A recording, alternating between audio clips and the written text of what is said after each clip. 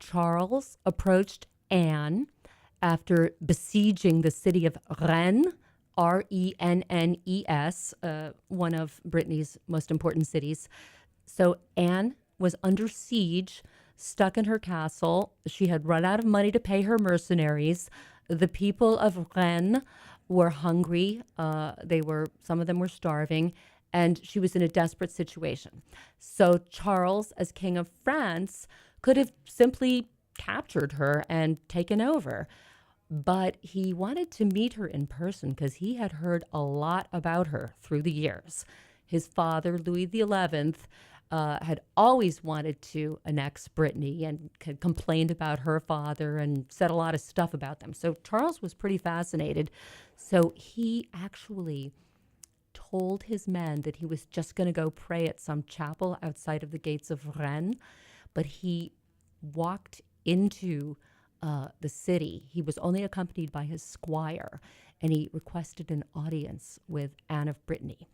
And she was basically thinking, well, I hate this guy. He's the king of France, and he's responsible for my father having died of a broken heart. Threatened her legacy. Yes, and so she was just absolutely, well, who does this jerk think he is?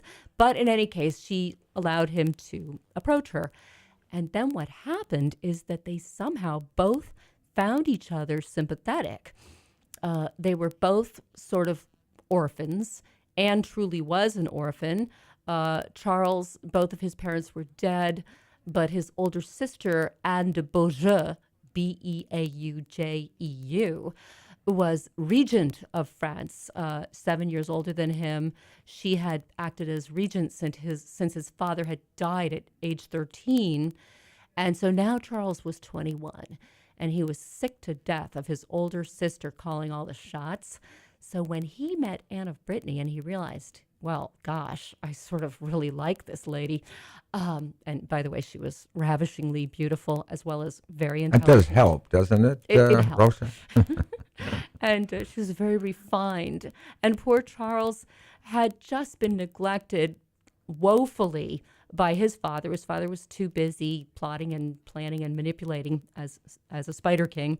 And so Charles had been taught to read and write at age 12 and, barely could read, could barely sign his name, and had not had the sort of exposure to the arts and to culture that Anne had, being raised by her father in Nantes. So what happened, I think it was a little bit like an attraction of opposites, but Charles. I call it mutual interest. Oh, yeah, there was definitely mutual interest there. And Anne, at this point, she was a very stubborn person. She never wanted to admit that she was wrong, and she never liked to back down. But at this point, all of her counselors were telling her, listen, you've got to make a deal with this French king. And you basically have two choices.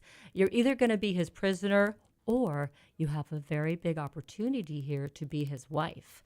And then you will not only be Duchess of Brittany, but you will be Queen of France. So how does that sound to you?